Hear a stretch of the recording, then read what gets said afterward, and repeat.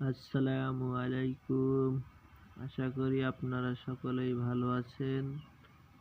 তো আজকের ভিডিও একটি টমেটো নিয়ে বিস্তারিত আলোচনা। তো আপনারা আমার হাতে দেখতে পাচ্ছেন একটি টমেটো আছে, অত্যন্ত সুন্দর, খুব সুন্দর নাল হয়ে পেকে আছে।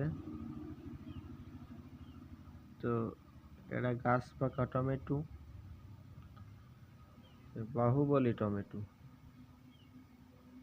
কত সুন্দর কালার, এবার টকটকে নাল।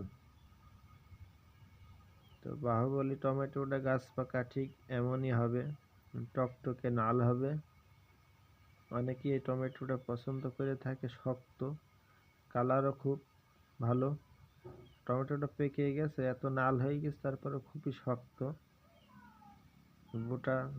বুটা ধরে নাড়াচাড়াও করা যায়, তারপরে টমেটোটা বুটার থেকে ছড়বে না।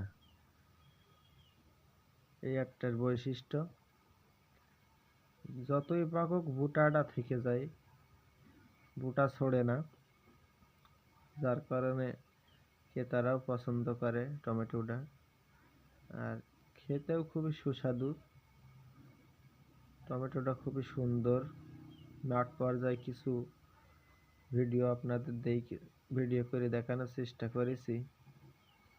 তো ভালো ফলাফল, ভালো, অত্যন্ত ধরন।